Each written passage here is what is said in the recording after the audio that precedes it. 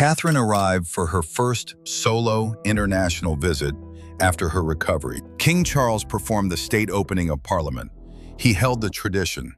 500 miles away, it is the quiet math of influence. She has moved beyond being a partner to the heir.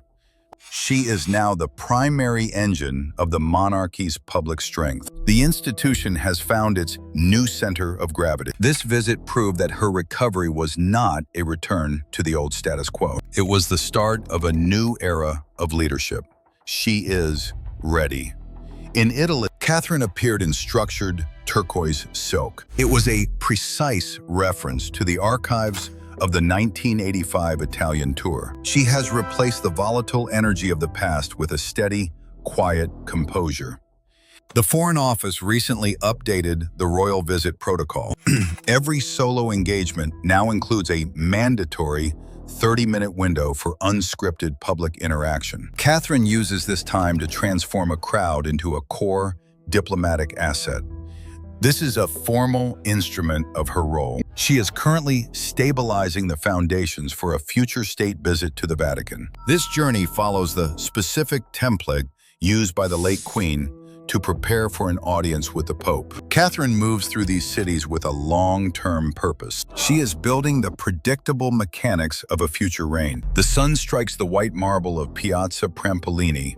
It is 4 in the afternoon on May 13, 2026. Catherine walks away from the awning of the VIP stand. She bypasses the Italian officials and the row of waiting microphones, walking the full length of the barricades to reach the very end of a 2,000-person crowd. She stands in the heat for 42 minutes.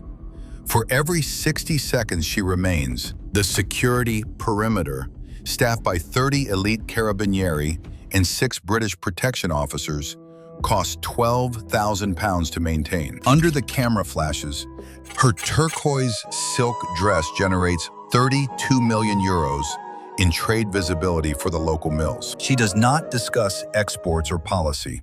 She moves from hand to hand, reaching the final barricade where a single elderly woman waits. The security radios crackle with a request for an extraction vehicle. Catherine signals for them to wait. She leans across the metal rail, and the entire square goes silent. The doors of the black Lancia close with a muted thud, sealing away the noise of the piazza. On the seat beside her lay a small, hand-painted card from the nursery, a gift of tempera paint that the princess refused to hand to her private secretary. She kept it in her lap, her fingers tracing the edges as the motorcade cleared the city limits. Ahead lies the A1 motorway and the 3-hour drive south to Rome. Tonight, at the British Embassy, the final briefing papers for the Apostolic Palace await her signature. The protocol for an audience with the Pope is absolute, requiring a composure that leaves no room for error. The black lace veil is already prepared.